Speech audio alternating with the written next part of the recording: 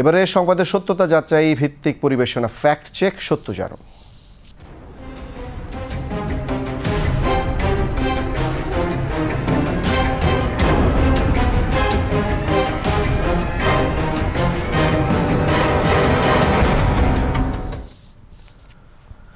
সম্প্রতি সামাজিক যোগাযোগ মাধ্যমে ছড়ানো এক দাবিতে বলা হচ্ছে বাংলা ইতিহাস ও দর্শন বিষয়ে অনার্স কোর্স বাতিল হচ্ছে।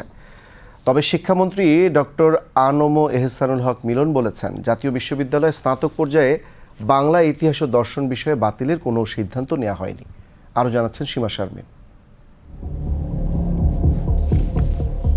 বাংলা ইতিহাস দর্শনের অনার্স কি সত্যিই বাতিল হচ্ছে?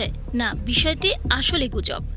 সম্প্রতি সামাজিক যোগাযোগ মাধ্যমে যা দ্রুত ছড়িয়ে পড়েছে, যেখানে দাবি করা হচ্ছে জাতীয় বিশ্ববিদ্যালয়ে বাংলা ইতিহাস ও দর্শনের অনার্স কোর্স বাতিল হচ্ছে, কিন্তু এটা সম্পূর্ণ বানোয়াট।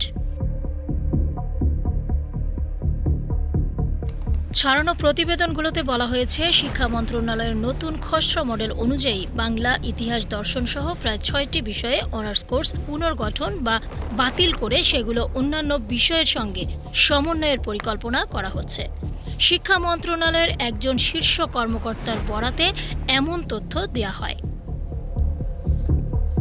শিক্ষামন্ত্রী নিজে 9 জুন সচিবালয়ে বলেছেন, এমন কোনো আলোচনাই হয়নি, বাংলা আমাদের মাতৃভাষা, এটা কি বাদ দেওয়া যায়? শিক্ষা সচিবও জানিয়েছেন, চূড়ান্ত কোনো সিদ্ধান্ত হয়নি, একজন কর্মকর্তা শুধু প্রাথমিক আলোচনা করেছিলেন। তাহলে গুজব ছড়ালো কেন? কারণ কিছু পত্রিকা খসড়া মডেলে পুনর্গঠনকে বাতিল বলে রিপোর্ট করে।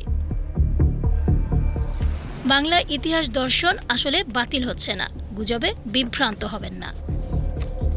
সীমা শারমিন, BTV নিউজ।